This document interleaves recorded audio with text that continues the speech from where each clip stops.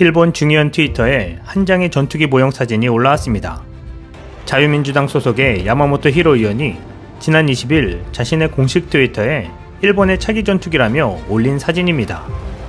그는 국회 사무실에 있는 비행기 모형이 어떤 물건인지 궁금해하시는 분들이 계실 것 같아서 사진을 업합니다라며 미쓰비시 중공업의 회사명이 들어간 48분의 1 스케일의 차기 전투기 사진을 공개했습니다.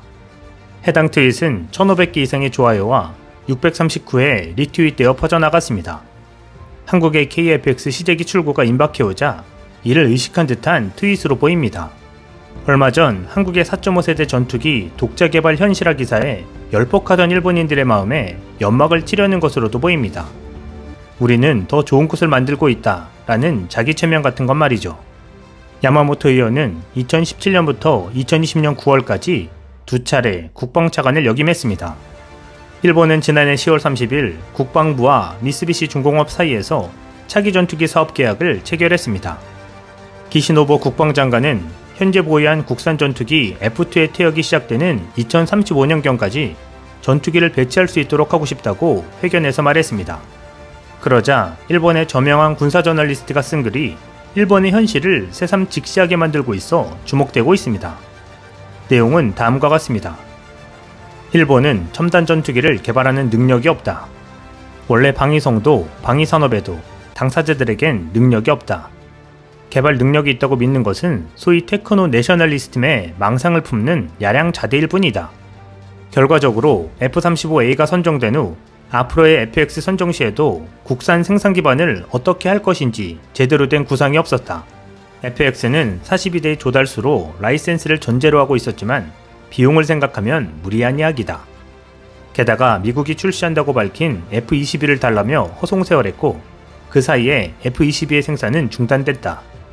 이에 따라 많은 협력업체가 국방부의 전투기 생산 기반 유지를 믿지 않게 됐고 스미모토처럼 전투기 사업에서 철수하는 기업도 잇따랐다.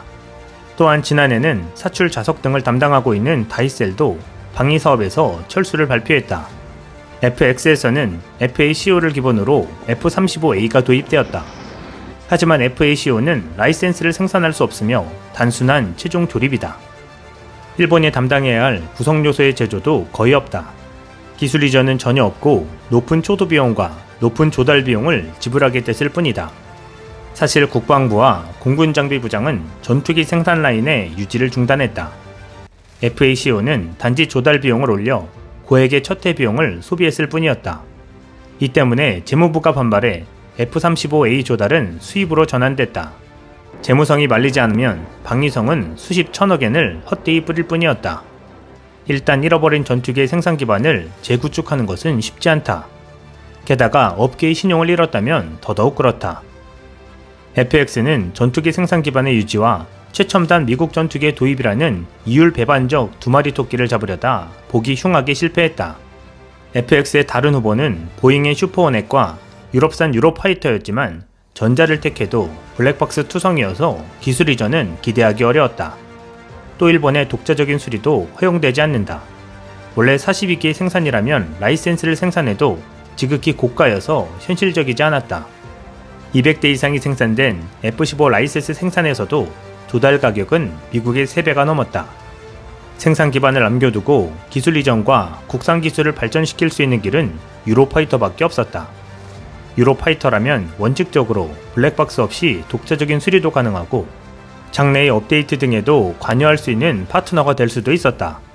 하지만 F-35A의 조달로 전투기의 국산 무기 개발도 멈췄다.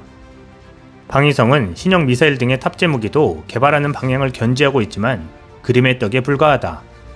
아베 정권은 F-35의 조달수를 B형 포함하여 147대 늘렸다. 자위대 전투기의 정수는 260기이기 때문에 이제 자위대 전투기의 절반 이상은 F-35가 된다. 이들은 국산 탑재 무기를 사용할 수 없다. 실제로 항공자위대는 F-35 탑재용 대공 미사일과 대함 미사일 등을 수입한다. F-35의 서플라이 체인은 복잡하고 F-35에 탑재할 수 있는 무기도 한정되어 있다. 일본 로컬 미사일 등의 탑재를 일본 전용으로 미 정부가 인정한다는 것은 거의 절망적이다. 이것이 이스라엘처럼 미국의 막강한 영향력과 외교 능력이 있는 나라라면 희망이 있겠지만 우리의 열악한 협상 능력으로는 무리다. 그렇다면 국산 미사일 등 탑재 무기의 조달수는 현재의 40% 정도까지 감소한다. 가뜩이나 시험도 없는데 조달 물량이 절반으로 줄면 가뜩이나 원가 높은 국산 무기를 개발하고 조달한다는 것은 절망적이다. 라고 일본의 현실을 깨우쳐주고 있습니다. 그는 이어 애당초 우리나라가 제대로 된 전투기를 개발할 능력은 없다. 개별 요소 기술로는 뛰어난 것이 있지만 전투기라는 시스템을 만들기 위한 노하우나 정보가 없다. 정보를 수집하지도 않았다면서 월간 군사연구 2018년 1월호에 F2 개발을 담당한 마스미야 장관의 수기를 인용합니다. 우리나라에는 필드 데이터가 존재하지 않았던 것, 즉 항공전에서 몇 기를 상대로 하여 상대기가 어디쯤에서 공격해 온다든가 하는 실전에 근거하는 시나리오가 없었다. 이 시나리오가 없으면 소프트웨어는 짜지 못하고 막연한 다목표 처리라는 요구가 될 수밖에 없다. 이 때문에 C1 시험기에 탑재해 확인하기도 해 액티브 페이즈드 어레이 레이더 기술 시험은 합격으로 간주되고 말았다. 하지만 실제로는 탐지거리가 짧고 추적 중에 갑자기 움직이면 로건이 빠지는 전혀 실용상 쓸모없는 수준이었던 것 같다. 제대로 된 전투기를 개발하고 있는 나라에서는 있을 수 없는 일이다. 이는 지금에 이르러서도 마찬가지다. 진정성이 있는 나라라면 실전 데이터를 이스라엘처럼 나름대로 몰래 구입하겠지만 우리나라는 그런 일은 하지 않고 첩보 조직도 존재하지 않는다. 과거 해상자위대는 자신들의 군사 능력이 세계 최고라고 자화자찬했지만 걸프전 이후 작전부대를 페르시아만에 파견하자 외국의 군사 시스템은 자동화되어 훨씬 선진적이었다는 사실에 경악했다. 정작 자신들의 장비는 2차 대전 당시와 별 차이가 없는 구식이었다. 깜짝 놀란 장비 담당 부장은 황급히 유럽산 군사장비 도입을 결정했다. 이처럼 방위성 자위대는 해외 실정을 모르고 자신들이 세계 최첨단에서 뛰어나다는 근거 없는 선민의식을 갖고 있다. 단적으로 말하면 우물안 개구리, 대해를 모르고 말이다. 그런 조직이 최첨단 전투기를 개발할 수 있다고 해서 순진하게 믿을 수 있을까? 비밀주의도 문제다.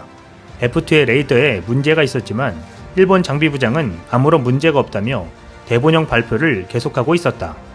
국민들에게 불리한 정보를 은폐해 방위성, 자위대는 잘못을 저지르지 않는다고 강변하고 있는 것이다.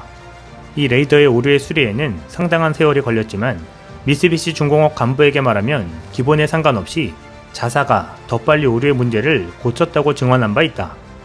일본 장비부장은 이후 F2 조달 대수를 줄였는데 그 이유를 밝히지 않고 있다. 그러나 이것은 F2가 형편없는 전투기였다는 고백과 같다. 육지 헬기용 UAV FFRS도 방위성은 개발은 대성공이라고 홈페이지에서 자화자찬했지만 동일본 대지진 때는 한 번도 날아가지 않았다. 이것은 신뢰성이 낮았기 때문으로 후에 방위성은 국회 답변에서도 이를 인정하고 있다. 이런 조직이 괜찮다고 말하는 것을 믿을 수 있겠는가? 그런 부정적인 정보를 납세자나 정치인에게 공개하지 않고 관리들은 잘못을 저지르지 않는다는 거만한 태도가 습관화돼 있다. 이 때문에 못난 장비를 만들고도 반성하지 않고 같은 잘못을 자꾸 반복하고 있다.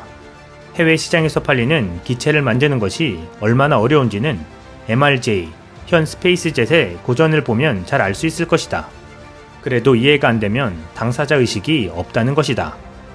마지막으로 키요타니 시니치 군사 저널리스트는 현실적인 조언을 합니다.